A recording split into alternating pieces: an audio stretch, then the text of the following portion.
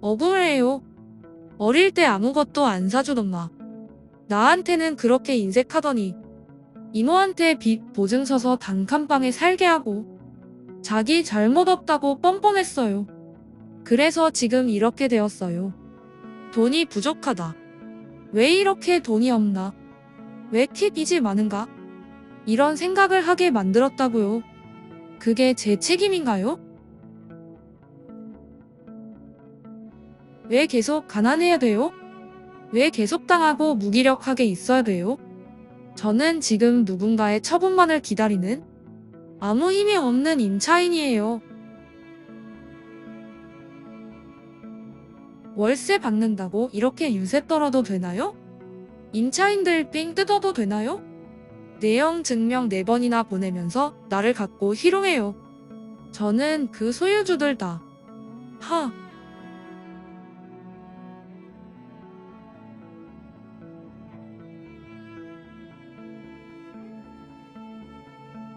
저의 개인적인 의견을 말씀드리면 힘이 없이 당하는 체험.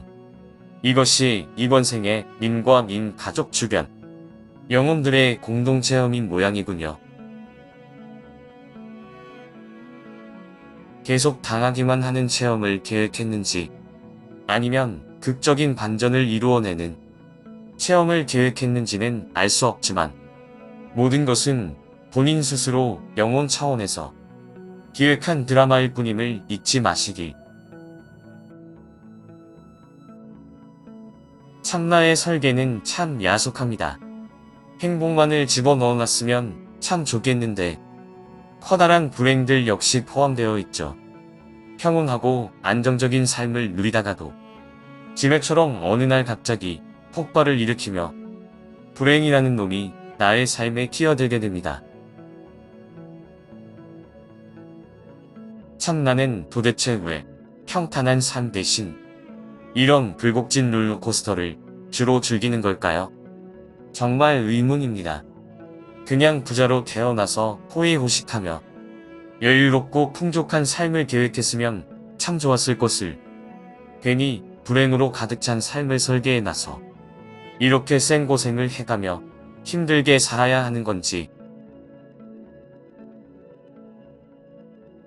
참나가 기꺼이 불행으로 가득 찬 굴곡진 삶을 3차원 체험으로 설계하는 이유는 참나에겐 행복도 불행도 동일한 비중을 가지기 때문입니다. 행복을 보다 더 선호하고 불행을 기피하려고 하는 것은 인간 에고의 관점과 희망사항일 뿐 참나에게는 행복의 크기만큼 불행의 크기 역시 똑같이 중요하거든요. 그래서 지구상에 존재하는 인간 군상의 삶을 자세히 들여다보면 극단적인 행복으로 구성된 삶에서부터 극단적인 불행으로 구성된 삶에 이르기까지 무수히 많은 종류의 삶의 형태로 구성되어 있죠. 천국과도 같은 삶에서부터 지옥과도 같은 삶에 이르기까지 아주 다양한 삶의 모습을 이루고 있습니다. 이 다양성을 통해 참나는 물질 체험에 대한 인식의 폭을 무한대로 넓혀나가고 있다고 할 수 있습니다. 님이 그런 가난과 불행을 겪는 것은 님의 부모나 친척의 잘못도 아니고 님의 잘못 역시 아닙니다. 수많은 삶의 형태에 대한 참나의 설계의 한 단면일 뿐이죠. 님이라는 에고가 수명을 다해 생을 마치고 저 세상으로 가게 되면 고차원에서 참나의 상태로 복귀하게 됩니다. 그러면 자신이 왜 그런 체험을 선택했는지를 명확하고 분명하게 기억을 되살리게 되죠. 영성 수행가들은 살아생전에 이런 참나의 기억을 되살리려고 집중하고 몰입하는 사람들이라고 할 수 있습니다. 그렇게 되면 행복이든 불행이든 자연스럽게 삶의 물결을 타고 생의 흐름을 유연하게 만들어갈 수 있으니까요.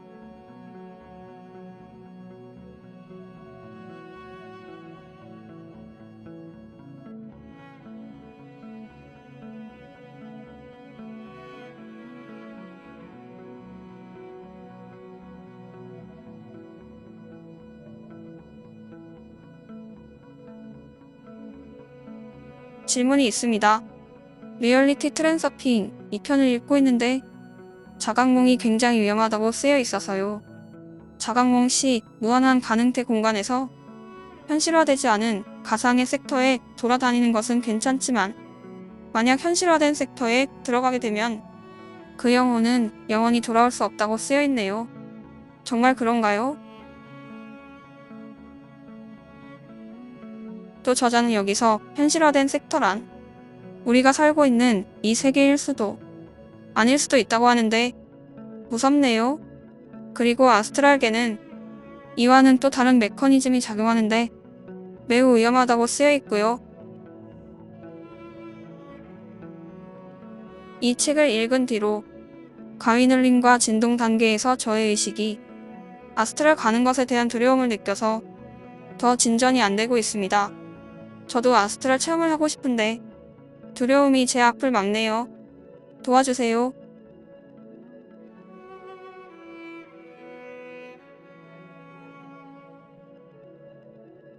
저의 개인적인 의견을 말씀드리면 영적 내용을 다루는 수많은 정보들 중에도 두려움에 기초로 한 것들이 수두룩합니다.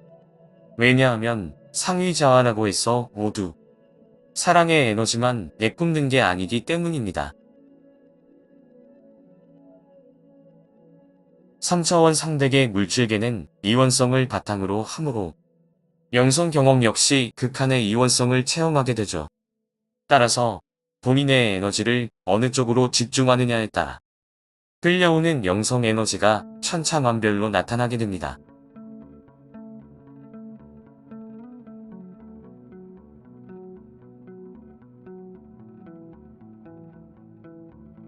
아하, 이러한 프레임으로 접근하면 두려움이 사라지는군요. 결국은 제가 사랑을 선택하면 되는 거니까요. 덕분에 정리가 되었습니다. 감사드립니다.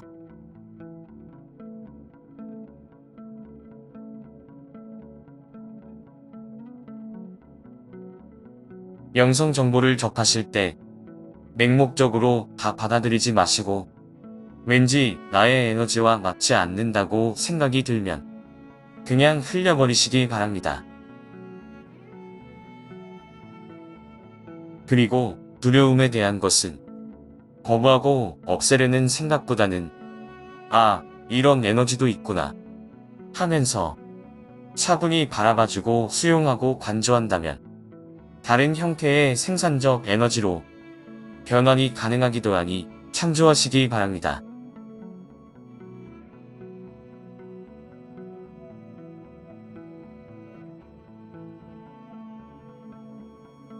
네. 변화구님의 두 답변의 맥락을 보면 결국엔 저의 에너지가 가장 중요한 거겠군요. 진심 어린 조언 감사드립니다.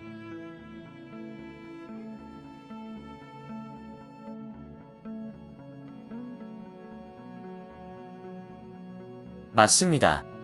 에너지가 핵심입니다. 모든 만물은 에너지로 이루어져 있으니까요. 자신의 내공, 에너지 상태에 따라 모든 현실 창조, 물질화가 일어나게 됩니다. 3차원 상대계 물질계의 작동 원리임과 동시에 고차원의 작동 방식 역시 동일합니다. 다만 3차원에서는 현실 창조, 물질화가 되기까지 시간이 걸리는 것처럼 착각이 일어날 뿐이죠. 유체투사를 통한 아스트랄계 체험은 영성 재능이 어느 정도 밑받침되어야 합니다. 영성 테크닉 분야는 아무나 하고 싶다고 해서 되는 게 아니거든요. 인디고 아이들처럼 영적 능력이나 재능, 뛰어난 영성 감각을 어렸을 때부터 가지고 태어난 부류가 있습니다. 참나가 영성 쪽의 체험을 특화해서 3차원 물질계 삶을 구성해 놓은 거죠. 전생의 기억을 가지고 태어나는 티베트의 달라이 라마도 그런 삶의 형태의 일종이라고 할 수 있습니다.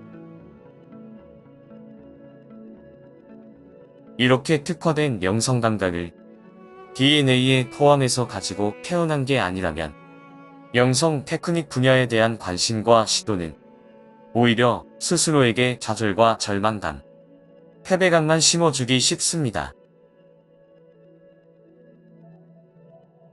타고난 영성 재능이 있어서 영성 테크닉 분야가 수월하게 가능해진다면 의식이 깨어나는 데 있어서 큰 도약의 발판이 될 수도 있지만 대부분의 사람들은 호기심과 관심 차원에서 접근해서 시도를 하다 보니 약이 되기보다는 오히려 독이 되는 경우가 훨씬 많습니다. 저 역시도 한때는 영성 테크닉 분야에 집중해서 오랜 시행착오의 기간을 겪었으니까요. 의식이 깨어나는 것은 영성 테크닉 분야의 가능, 불가능과는 아무 상관이 없습니다. 영성 테크닉 분야는 영성 핵심, 분류이기보다는 영성 몇 가지 쪽에 가깝기 때문입니다. 나의 의식이 하우에 집중이 되어 있으면 영성 몇 가지 쪽으로 흘러가기 쉽고 나의 의식이 Y에 집중이 되어 있으면 영성 핵심, 분류를 향해 가게 되니 이 점 감안해서 자유롭게 선택해 나가시기 바랍니다.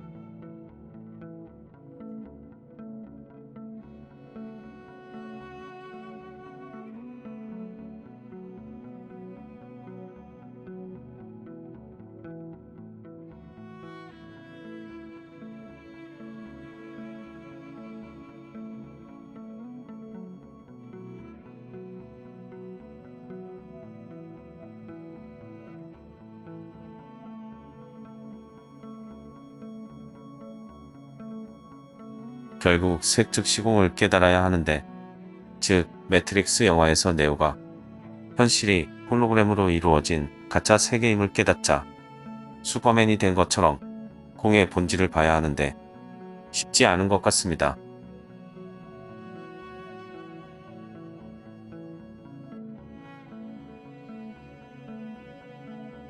저의 개인적인 의견을 말씀드리면 3차원 상대계 물질계의 강력한 망각 시스템이 그렇게 쉽게 호락호락 뚫리진 않죠. 쉽게 뚫리도록 설계되었다면 재미없고 단조로운 게임이 되어버릴 테니까요. 이번 생에서 공의 본질을 돌파하는 게 불가능하다면 다음 생에서 매트릭스 네오의 슈퍼히어로 체험을 설정해 보시길. 의식이 깨어나는 데 있어서는 공이라는 개념보다는 허상이라는 개념이 보다 도움이 된다고 할 수 있습니다. 공이나 무의 개념은 다소 막연한 느낌을 주고 허상이라는 개념은 홀로그램, 시뮬레이션과 같이 구체적이고 명확한 인식을 주기 때문입니다. 공이나 무의 개념을 인간의 머리로 이해하기가 참 힘든 것이 이 개념들은 절대계의 영역이라서 그렇습니다. 우리의 인식체계는 상대계에 한정되어 있으므로 언어나 이해체계가 절대계를 표현하지 못합니다. 상대계에서는 나인 것과 나 아닌 것의 구분이 명확하지만 절대계에서는 나인 것과 나 아닌 것의 구분이 없습니다. 모든 것이 하나인 상태이기 때문입니다. 절대계에서는 모든 것이 하나이고 모든 것이 나인 것이기 때문에 나 아닌 것에 대한 체험이 불가능합니다. 나 아닌 것이라는 것은 존재할 수 없으므로 나이지만 나 아닌 것처럼 보이도록 착각을 일으키는 것을 만들어내게 되었고 그것이 바로 상대계의 역할입니다. 따라서 절대계의 모든 것이 나인 상태가 실제 상태이고 상대계의 나인 것처럼 보이도록 착각을 일으키는 것과 나 아닌 것처럼 보이도록 착각을 일으키는 것이 허상 상태가 되는 것입니다. 절대계가 실제이고 상대계는 허상입니다. 우리가 눈으로 보고 느끼는 것들이 죄다 허상일 뿐입니다. 심지어는 실존이라고 여기는 나 자신마저 나인 것처럼 보이도록 착각을 일으키는 존재일 뿐인 거죠. 허상을 허상으로 감지를 하면 안 되므로 절대계의 의식 수준에 비해 상대계의 의식 수준을 엄청나게 축소시켜 본질 망각 상태에 이르게 해서 허상을 실제라고 착각을 일으키게 만들어 놓았습니다. 그렇게 해서 우리는 눈에 보이는 모든 것들을 실제라고 믿고 나에게 일어나는 모든 일들을 실제 상황이라고 생각하면서 한평생 삶을 실감나게 살아가고 있는 거죠.